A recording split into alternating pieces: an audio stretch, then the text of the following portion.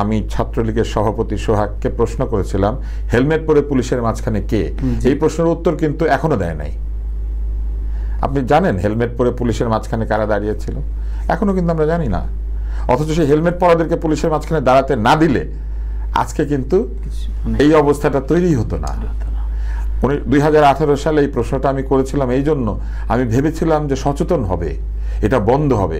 আমি দেখলাম যে হেলমেট পরাদের পরিমাণ আরো বাড়তে শুরু করলো। কিন্তু মুশকিল হচ্ছে ক্ষমতাবানরা সবসময় ছোট ছোট জিনিসের দিকে তাকাই না। তারা মনে করে তাদের ক্ষমতা এত বিরাট হয়েছে, এতই সংহত হয়েছে, তারা যা খুশি তাই করতে পারে। তারা ভুলে যায় যে এই ক্ষমতা কিন্তু তারা ওই শিল্পীদের মতোই পেয়েছিল। জনগণ একসময় চেয়েছিল বলে সে ওই জায়গায় পৌঁছে জনগণকে বাদ দিয়ে সাংবাদিকদেরকে নিয়ে বসে একটা সাংবাদিক সভা। শেষ পর্যন্ত আপনি চিন্তা করেন এক সাংবাদিকের প্রশ্ন থেকে এটা শুরু। আমি দেখেছি যে বহু সাংবাদিক আছেন যারা সংবাদটা আনেন কিন্তু লিখতে পারেন না। অনেক সাংবাদিক আছেন তারা সংবাদটা কি করে তৈরি করতে হবে বোঝেন না, সাংবাদিকতার রীতিনীতি জানেন না, কারণ চাকরি দিয়ে দিয়েছে। এমনকি আমি যখন একটা টিভি চ্যানেলে ছিলাম, আমি দুজনকে চাকরি দিতে বাধ্য হয়েছিলাম তদবিরে, কিছু জানে না। হ্যাঁ, দিতে হবে, কারণ একটা তদবির এসেছে মন্ত্রণালয় থেকে, না দিলে পরে আমাদের যে কাগজপত্র যাবে মন্ত্রণালয়, একটাও কিন্তু আর নড়বে চলবে না।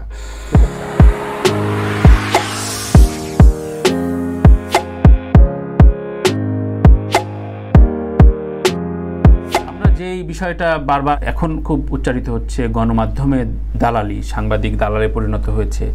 এত গণমাধ্যম, এত TV station, satellite channel, FM, তো তাদের সাংবাদিকতাকে বড় রকম বৃদ্ধাঙ্গুলি দেখানোর বিষয়টা আপনি রুলিং পার্টি থাকা অবস্থায় করা হলো কিনা? আজকে আমরা মুক্তবাক সময় কথা বলছি বলে বলছি, এই স্বাধীনতা কতদিন থাকবে তানভীর আমি জানি না। যতক্ষণ জানালাটা খোলা আছে আমরা কথা বলছি। আপনি যে প্রশ্নটা করেছেন এটা খুবই জটিল। এই যে সংবাদ মাধ্যম একটি দালাল মাধ্যমে পরিণত হয়েছিল, এর কারণ কি আসলে জুনিয়র সাংবাদিকরা? এর কারণ কি আসলে যারা মিড লেভেল সাংবাদিক? তারা মোটেও না। আপনি দেখবেন সাংবাদিক জগতের মাথারা, চ্যানেল মালিক, সংবাদপত্র মালিক, এদের সঙ্গে যুক্ত হয়ে একটা সিন্ডিকেশন তৈরি করেছিল, যে সিন্ডিকেটের কাজ হচ্ছে হাত কচলানো এবং পছন্দের প্রশ্ন করা, এবং প্রশ্নের আগে প্রায় 3, 4, 5 মিনিট প্রশংসা করা। এবং এরা এই কাজটা কেন করতেন? জাতির মঙ্গলের জন্য, মানুষের মঙ্গলের জন্য? মোটেও না, নিজের মঙ্গলের জন্য।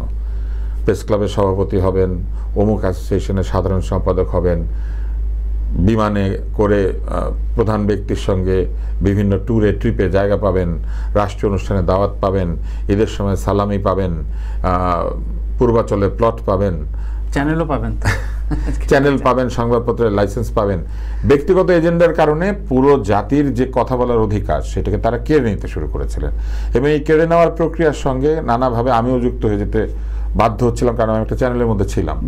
আপনি দেখবেন যে আমার যিনি মেন্টর তিনি ছিলেন না, এবং আমিও সেই চ্যানেল ছেড়ে বের হয়ে গেছি। তো আমার মেন্টর কিন্তু অনেকটা আমার মতো ছিলেন, কারণ আমরা ভাইয়ের মতো ছিলাম। আমি কেন মেন্টর বলছি? আমার এরকম 8-10 জন মেন্টর বিভিন্ন জায়গায় আছেন। আমি অনেক ছোটবেলা থেকে তাদের সঙ্গে কাজ করেছি। আব্দুল্লাহ আবু সাইদ, আনিসুল হক, আমার প্রফেসর SGM চৌধুরী, আমার বাবা, আমার মা, আমার কয়েকজন বন্ধু এবং আমার কয়েকজন ছোট ভাই বোন, এরাও এক ধরনের মেন্টরিং করেছেন আমাকে। কারণ আমি তো নতুন জেনারেশনের গল্পটা জানি না, এটা আমাকে কে জানাবে? আমি তো সিনিয়রদের গল্পটা জানি না, এটা আমাকে কে জানাবে? তো আমার এই ধরনের ছোট বড়, আমি তাদেরকে মেন্টরই বলবো, তারা আমাকে মেন্টরিং করে। তো আমি লক্ষ্য করেছি যে এই পুরো আদর্শচ্যুত একটা জীবন আমি চাই না, যেখানে আমাকে মিথ্যা কথা বলতে হবে। আপনার নিশ্চয়ই মনে আছে আমি ছাত্রলীগের সভাপতি সোহাগকে প্রশ্ন করেছিলাম হেলমেট পরে পুলিশের মাঝখানে কে, এই প্রশ্নের উত্তর কিন্তু এখনো দেয় নাই। আপনি জানেন হেলমেট পরে পুলিশের মাঝখানে কারা দাঁড়িয়েছিল? এখনো কিন্তু আমরা জানি না। অথচ সেই হেলমেট পরাদেরকে পুলিশের মাঝখানে দাঁড়াতে না দিলে আজকে কিন্তু এই অবস্থাটা তৈরি হতো না। 2018 সালে এই প্রশ্নটা আমি করেছিলাম এই জন্য, আমি ভেবেছিলাম যে সচেতন হবে, এটা বন্ধ হবে। আমি দেখলাম যে হেলমেট পরাদের পরিমাণ আরো বাড়তে শুরু করলো। তখন আমি একটা রসিকতা করেছিলাম এই ফেসবুকে। আমি বলেছিলাম যে একটা আইন এসেছিল যে হেলমেট ছাড়া বাইকে তেল দিবে না। হ্যাঁ, এরকম একটা ব্যাপার এসেছিল। তো আমি বলেছিলাম যে যদি হেলমেট ছাড়া বাইকে তেল না দেয়, তাহলে বাইক ছাড়া হেলমেটওয়ালাদেরকে বন্দি করা দরকার। কারণ বাইক ছাড়াও হেলমেট পরে কি করে? হ্যাঁ, ও হাঁটে, হেলমেট পরে কিছু লোক রাস্তা দিয়ে হাঁটছে। হ্যাঁ, আপনি হেলমেট পরে রাস্তা দিয়ে হাঁটবেন কেন? রিজনটা কি? 2 চাকার যানবাহন এবং মোটর বাইক ছাড়া এই হেলমেট তো আপনার পরার কথা না, কিন্তু আপনি সুন্দর এই হেলমেট পরে আপনি আইন শৃঙ্খলা রক্ষাকারী বাহিনীর মাঝখানে হাঁটছেন, সাধারণ নাগরিক, তাই না?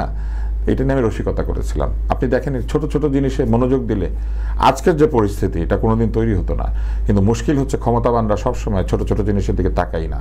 তারা মনে করে তাদের ক্ষমতা এত বিরাট হয়েছে, এতই সংহত হয়েছে, তারা যা খুশি তাই করতে পারে। তারা ভুলে যায় যে এই ক্ষমতা কিন্তু তারা ওই শিল্পীদের মতোই পেয়েছিল।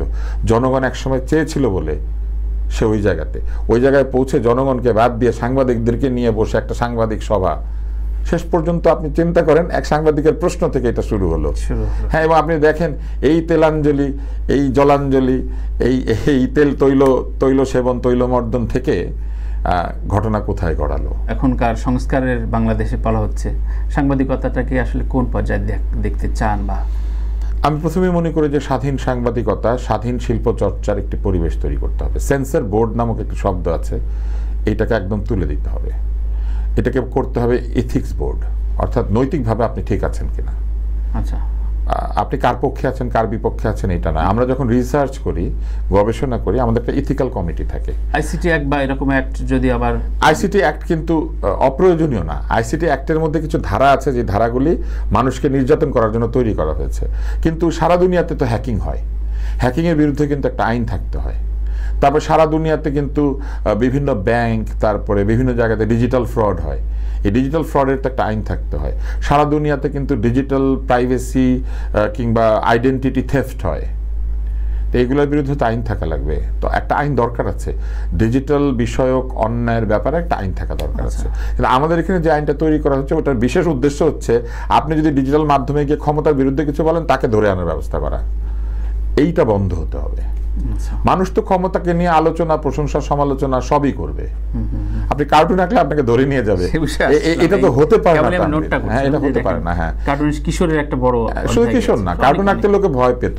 শিশির ভট্টাচার্য কার্টুন আঁকা বন্ধ করে দিলেন। উনি বললেন না কেন বন্ধ করছেন, কিন্তু আমরা তো বুঝি উনি কেন বন্ধ করেছেন। তো এইরকম একটা অবস্থা থাকা উচিত না। এটা হচ্ছে প্রথম সংস্কার, অর্থাৎ সেন্সর বোর্ডকে এথিক্যাল বোর্ডে রূপান্তরিত করতে হবে। আমাদের গবেষণাগুলি আমরা যখন করি, তখন একটা এথিক্যাল কমিটি থাকে, তারা দেখে যে আমরা কি কোনো পশুক্লেশ করছি, আমরা কি কোনো মানুষকে ক্ষতি করছি, আমরা কি এই গবেষণা করতে গিয়ে পৃথিবীর কোনো ক্ষতি করব, আমরা কি বন জঙ্গল ধ্বংস করবো, এই ব্যাপারগুলি তারা দেখে। তো অনেকগুলি ক্রাইটেরিয়া থাকে, ওগুলা দেখে তারা আমাদের গবেষণাটা অ্যালাউ করে। ঠিক একইভাবে আমি মনে করি একটা এথিক্যাল কমিটি থাকতে পারে, যে এথিক্যাল কমিটি বিবেচনা করবে যে পরিচালক কোথাও সমাজের ক্ষতি হতে পারে এমন কিছু করছেন কিনা। এবং সেইটা আমি জানি যে একটা সামাজিক রীতিনীতি সব দেশে আছে, সংস্কৃতি আছে না। আমি কি কালকেই চাইলে আমি কোনো জাতিবিদ্বেষ, ধর্মবিদ্বেষ এগুলি বলতে পারি? আমি তো পারি না। তো এই জিনিসগুলিকে আমাদের একটা বিবেচনায় রাখতে হবে। কিন্তু এথিক্যাল কমিটিটা আবার তৈরি হতে হবে শ্রদ্ধেয় ব্যক্তিদের দিয়ে, যারা কিনা সুবিচার করেন, দলীয় লোক দিয়ে না। কিন্তু আপনি দেখবেন যে এর আগে কি হয়েছিল, দলের জন্য ঢোল বাজায় যারা, তারা সেন্সর বোর্ড, তারাই প্রিভিউ কমিটি, তারাই বিভিন্ন জায়গাতে নানান কমিটি, তারাই শিল্পকলার ডিজি, তারাই হচ্ছে শিশু একাডেমির ডিজি, তারাই হচ্ছে টেলিভিশনের ডিজি। টেলিভিশনের ভবনের মধ্যে একটা রাজনৈতিক লোককে বসিয়ে রাখা হয়েছিল, উনি বসে বসে ঠিক করে কে কি করবে করবে না। হ্যাঁ, তো এই কাজগুলি বন্ধ করতে হবে একদম টোটালি। শিল্পের স্বাধীনতা দিতে হবে, সাংবাদিকতার স্বাধীনতা দিতে হবে, সাংবাদিকদেরকে প্রপার বেতন দিতে হবে। আমাদের সাংবাদিকতার বেতন খুবই কম, এবং নিয়মিত কেউ বেতন দেয় না। ওয়েজ বোর্ডের নামে এক ধরনের প্রতারণাও করে কিছু কিছু সংবাদপত্র আছে। আমি মনে করি অনেক বেতন দিয়ে ওয়েজ বোর্ড করার চাইতে একটা গ্রহণযোগ্য বেতন দিয়ে সবাই যাতে পায়, সেটা এনশিওর করাটা খুবই জরুরি। এবং এই সাংবাদিকতার বেতন ভাতা এগুলো ঠিক মতো দিতে না পারলেই কেবল সংবাদপত্রের মালিকের সঙ্গে কথা বলে সংবাদপত্র বন্ধ করে দিতে বলা উচিত। কিভাবে? যে মালিককে বলতে হবে যে আপনি যদি ঠিক মতো আপনার সাংবাদিকদেরকে বেতন না দেন, সুবিধা না দেন, তাহলে আপনি কেন এই ব্যবসাটা করবেন, তাই না? আর এটা হচ্ছে দ্বিতীয়। তৃতীয় হচ্ছে সাংবাদিকদেরকে জীবনের নিরাপত্তা দিতে হবে। আপনি দেখবেন এই আন্দোলনের মধ্যে প্রচুর সাংবাদিক আহত নিহত হয়েছেন। এইটা কেন হবে? আমি যখন ওয়ার জোনে একটা সাংবাদিককে পাঠাই, আমি তার নিরাপত্তা নিশ্চিত করি। যদি কেউ এরকম কোনো ঘটনায় সাংবাদিকরা কাভার করে, নিরাপত্তা বাহিনীর বড় দায়িত্ব হচ্ছে সাংবাদিকদেরকেই নিরাপত্তা দেওয়া। এখন সাংবাদিক যদি একটা সংবাদ আনতে গিয়ে এইভাবে মৃত্যুবরণ করেন, আহত নিহত হন বা ক্ষতিগ্রস্ত হন, এটা তো আমরা চাই না। ফলে সাংবাদিকদের নিরাপত্তা এনশিওর করতে হবে, এটা হচ্ছে তৃতীয়। আর চতুর্থ হচ্ছে সাংবাদিকদেরকে ট্রেনিং দিতে হবে, প্রপার ট্রেনিং। আমাদের অধিকাংশ সংবাদপত্র গণমাধ্যমে চাকরিতে ঢুকিয়ে দেয়, তারপরে যিনি চিফ থাকেন বা তার ইমিডিয়েট বস থাকেন উনি তাকে বসে বসে কাজ শেখান। এটা একদম বন্ধ। একটা ডিপ্লোমা কিংবা একটা লেখাপড়া যেটা সাংবাদিকতা তাকে নিয়ম নীতি কিভাবে করতে হয় এটা শিখিয়েছে এবং একটা নির্দিষ্ট মান সার্টিফিকেট দিয়েছে। আমি দেখেছি যে বহু সাংবাদিক আছেন যারা সংবাদটা আনেন কিন্তু লিখতে পারেন না। অনেক সাংবাদিক আছেন তারা সংবাদটা কী করে তৈরি করতে হবে বোঝেন না, সাংবাদিকতার রীতিনীতি জানেন না, কারণ চাকরি দিয়ে দিয়েছে। এমনকি আমি যখন একটা টিভি চ্যানেলে ছিলাম আমি দুজনকে চাকরি দিতে বাধ্য হয়েছিলাম, তদবিরে, কিছু জানে না। হ্যাঁ, দিতে হবে, কারণ একটা তদবির এসেছে মন্ত্রণালয় থেকে, না দিলে পরে না দিলে পরে আমাদের যে কাগজপত্র যাবে মন্ত্রণালয় একটাও কিন্তু আর নড়বে চলবে না, ঠিক আছে। আরেকটা তদবির এসেছে একটা সংস্থা থেকে, এবং সেই সংস্থার এটা দিতে হবে, নাহলে সংস্থা খালি ডিস্টার্ব করবে। তো এই ডিস্টারবেন্স এড়ানোর জন্য দুজনকে চাকরি দিতে হয়েছে। এইগুলো বন্ধ করতে হবে, টোটালি বন্ধ। হাসপাতালে যদি ডাক্তার চিকিৎসা না জেনে চিকিৎসা দিতে না পারে, সংবাদপত্রে টেলিভিশনে সংবাদ কিন্তু একটা খুবই গুরুত্বপূর্ণ বিষয়, এটা না জেনে যেন কেউ সাংবাদিকতা না করে। শিক্ষাগত যোগ্যতার কথা কিন্তু বলি না আমি বলি নাই তাকে মাস্টার্স পাস করে আসতে হবে, সাংবাদিকতাটা শিখতে হবে, কি করে সংবাদ তৈরি করতে হয়, কি করে সংবাদ দিতে হয়, কোনটা দিতে হয় কোনটা দিতে হয় না, ডুজ এন্ড ডোন্টস। টকশো কালচারে পৃথিবীতে অন্য কোথাও কেমন আছে? আছে বেশ কিছু, কিন্তু আমরা একদম নিয়ম মেপে মাঝরাতে যে শুরুটা হয়, এবং এটা নিয়ে আন্দোলনের পরে বেশ কয়েকজন সাংবাদিক স্ট্যাটাস লিখেছে যে টকশোতে প্লিজ, যদি আমরা স্বাধীনতায় বলি তাহলে টকশোতে প্লিজ কোনো লিস্ট পাঠাবেন না, যে মুখকে ডাকবেন না, মুখকে ডাকবেন। এই লিস্ট আছে। আপনি খুব অবাক হবেন, বাংলাদেশ ফুটবল ফেডারেশন থেকে আমি একটা লিস্ট পেয়েছিলাম, তখন বিশ্বকাপ ফুটবল হচ্ছিল। ফুটবলের টকশোতে কাকে কাকে ডাকা যাবে না, এটা ফুটবল ফেডারেশন থেকে আমাদেরকে একটা ছোট্ট চিরকুট পাঠানো হয়েছিল। ফুটবল ফেডারেশন থেকে? হ্যাঁ, এবং যিনি পাঠিয়েছিলেন তিনি তো নেতা, তিনি তার নাম করে একজনের হাত দিয়ে এটা পাঠিয়েছিলেন। আমি সেটা মানি নাই। বিশ্বকাপ ফুটবল দেখিয়েছিলাম আমরা 2018 সালে, আমি সেটা মানি নাই। যাদের নাম ওইখানে দিয়েছিল বাদ দিতে আমি তাদেরকে আগে ডেকেছি। সেক্ষেত্রে বিপদে পড়ার কিছু নাই।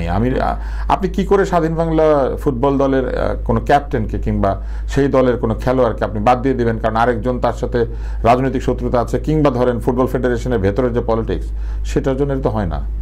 আমি একদমই শুনি নাই, এবং যেদিন যেদিন এই অনুষ্ঠান হয়েছে আমি বসে থাকতাম যাতে কেউ ডিস্টার্ব না করে।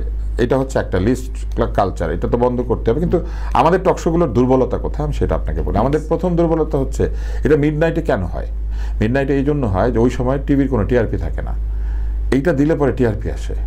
এই জন্য টিভি চ্যানেলের মালিকরা 12টার পরে ঝগড়া লাগায়, টকশোতে ঝগড়া লাগিয়ে দিলে পরে এটা অনেক টিআরপি। আপনি দেখবেন যে এই আন্দোলনের মধ্যে সেই টকশোগুলি টিআরপি পেয়েছে যেখানে কুৎসিত গালিগালাজ আছে, যিনি গেস্ট তিনি খারাপ আচরণ করছেন কিংবা বাজে কথা বলছেন, টকশোর মধ্যে আবল তাবল কথাবার্তা, এগুলা ভাইরাল হয়, টিআরপি পায়। এই জন্যই এই টকশোগুলিতে যত আবল তাবল বলে তত তাদেরকে ডাকেন না। আপনি এক্সেন্ট্রিক আচরণ করলে টিভি চ্যানেল খুশি হয়, কারণ ওইখানে টিআরপি বাড়ে। যেখানে মানিক সাহেব যাবেন সেখানে উনি একটা উল্টাপাল্টা বলবেন, যেখানে রনি যাবে সেখানে একটা কৌতুক টৌতুক কিছু বলবে। সুতরাং কিছু লোক আছে তাদের টিআরপি ড্রাইভার, এই টিআরপি ড্রাইভার, হ্যাঁ, মানে টিআরপিকে আপ করে। তো এদেরকে ডাকে, সাথে তাদের সাথে মানে পাল্লা দিয়ে ঝগড়া করতে পারবে এমন একটা অনুমোদিত বিরোধী দলকে ডাকে, অনুমোদিত বিরোধী দলকে, এটা ডেকে একটা ঝগড়া লাগায়। আনফর্চুনেটলি আমাদের টকশো ফেল করতে শুরু করেছিল। কেন? কারণ একই লোক ডাকে, একই কথা বলে। আমরা কিন্তু জানি খান সাহেব কি বলবে, আমরা জানি মানিক সাহেব কি বলবে, আমরা জানি রনি সাহেব কি বলবে, আমরা জানি পাপিয়া আপা কি বলবে, মানে আমরা জানি কে কি বলবে। তো সুতরাং একটা সময় মানুষের কাছে এটা মনোটনি তৈরি হচ্ছিল, এই জন্য টকশোগুলি খারাপ হয়ে যাচ্ছিল। আরেকটা হচ্ছে গণতন্ত্র না থাকলে টকশো ফেল করে, কারণ আপনি সমালোচনা করবেন, আপনি জানেন না কোথায় আমরা ধরে নিয়ে যাবে, কি বলবে না বলবে। তো শেষ পর্যন্ত আমাদের টকশোগুলি ফেল করে যাচ্ছিল। আন্দোলনের পরে কিন্তু আসলে টকশো বেশি করা উচিত, কারণ এখন টকশোটা নর্মালি হবে এবং রিয়েল যারা টকশো করেন তারা আসতে